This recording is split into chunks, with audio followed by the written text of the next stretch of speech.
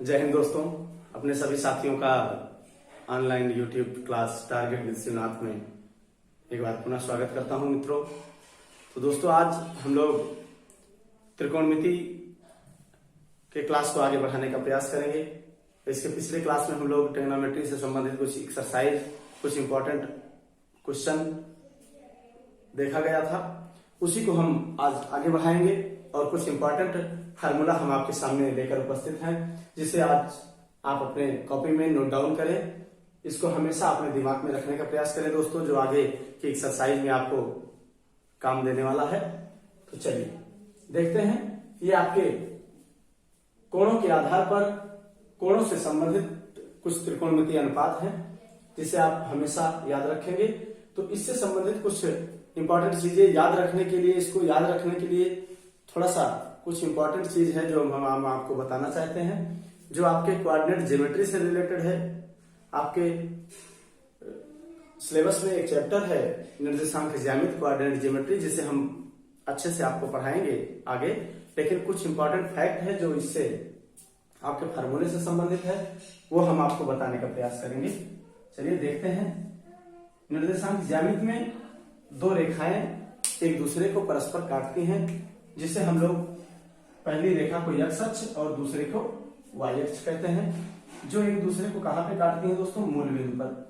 अब इस मूल बिंदु से दाहिनी ओर जब x अक्ष पे चलते हैं तो वो दूरी क्या हो जाती है?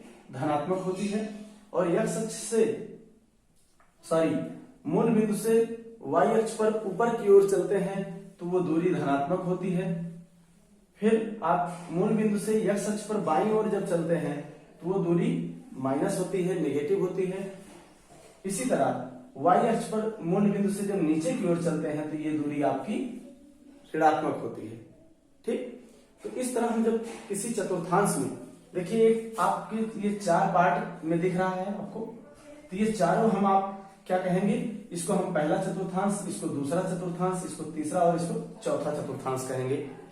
ठीक, तो ये चारों चतुर्थांश में कौन कौन से चिन्ह होंगे, इसका साइन क्या होगा, इसको देखिए। पहले चतुर्थांश का चिन्ह जो होगा वो प्लस प्लस का होगा।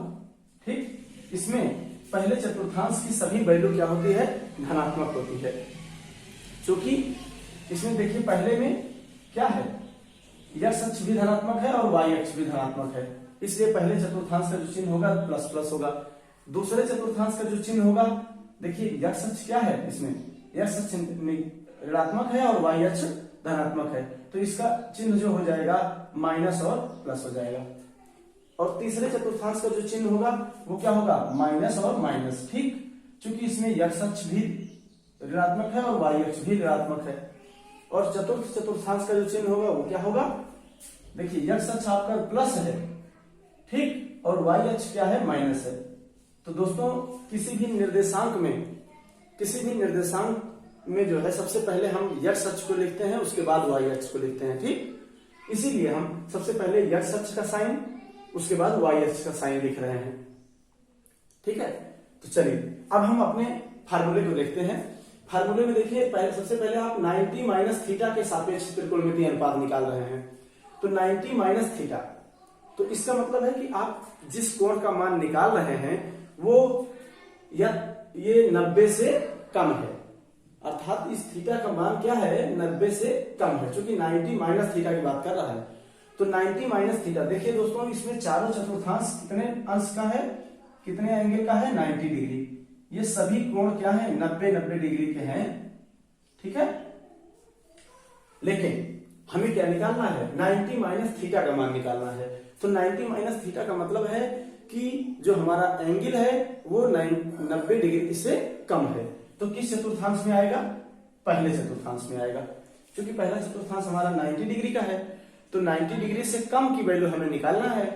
तो इसका मतलब है कि जो 90 माइनस थीटा का जो मान आएगा, जो वैल्यू आएगी, वो सब किस चतुर्थांश में आएगा?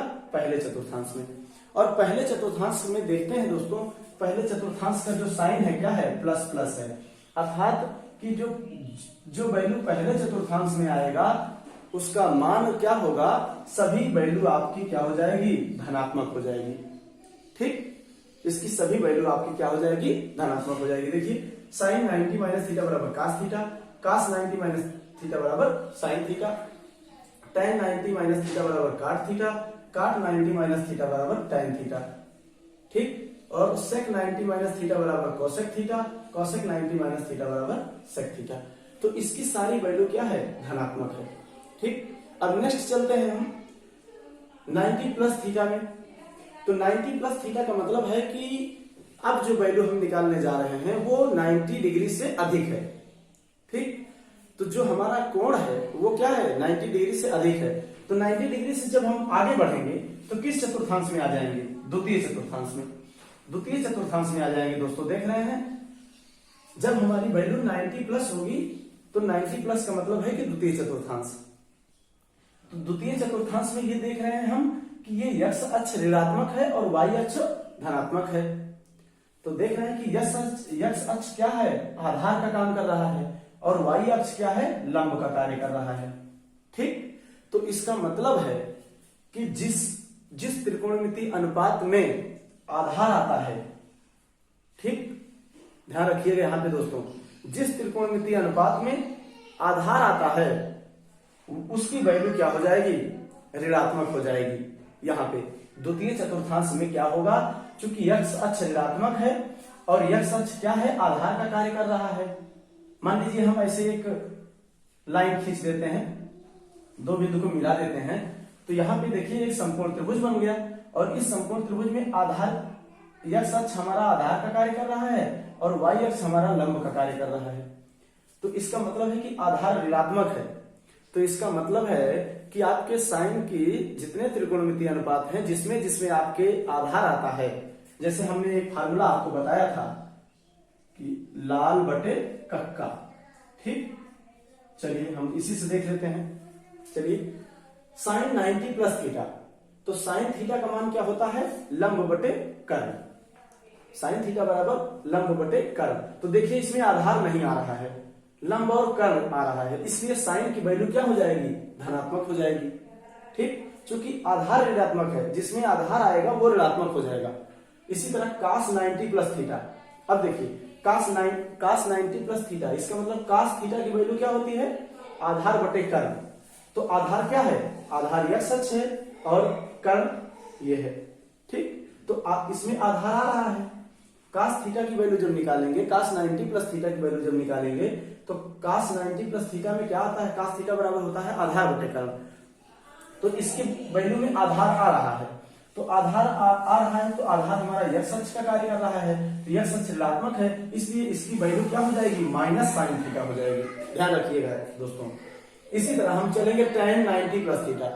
जब tan 90 प्लस थीटा का मान निकालेंगे तो चूंकि tan थीटा बराबर होता है लंब बटे आधार, तो इसमें भी आधार आ रहा है, तो आधार इसमें भी बेस आ रहा है ना, तो बेस क्या है आपका, नेगेटिव है, तो इसलिए इसकी भी वैल्यू क्या हो जाएगी, नेगेटिव हो जाएगी। तो इसी तरह दोस्तों हमें देखना है कि कौन सी वैल्यू आपकी नेगेटिव होगी और कौन सी प्लस होगी।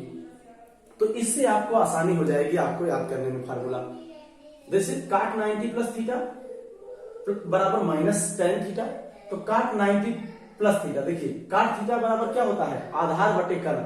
आधार इसमें भी आ रहा है, तो आधार क्या है आपका, नेगेटिव है, इसलिए इसकी वैल्यू नेगेटिव हो जाएगी। ठीक, और इस तरह आगे हम बढ़ते हैं। Next 180 minus theta. तो अब हम 180 माइनस थीटा की वैल्यू चेक करते हैं।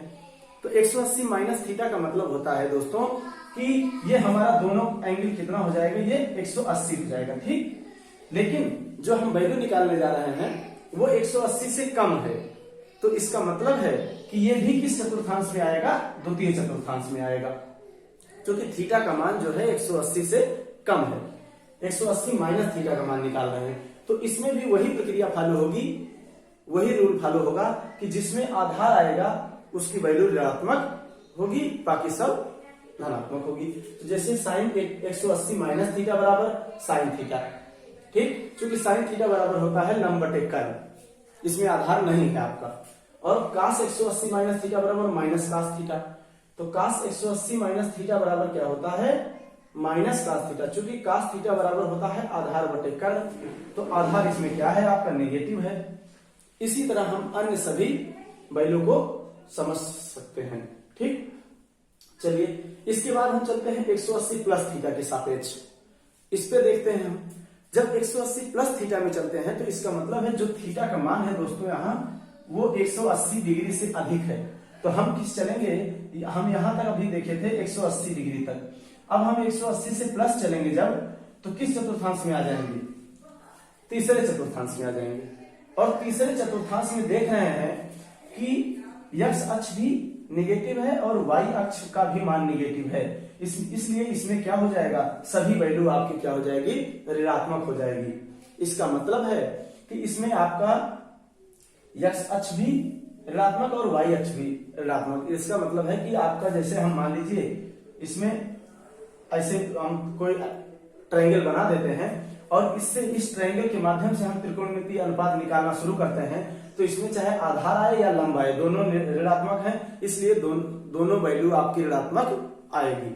जैसे साइन 180 प्लस थीटा, अब साइन 180 प्लस थीटा बराबर क्या होता है, लंब बटे कर्ण।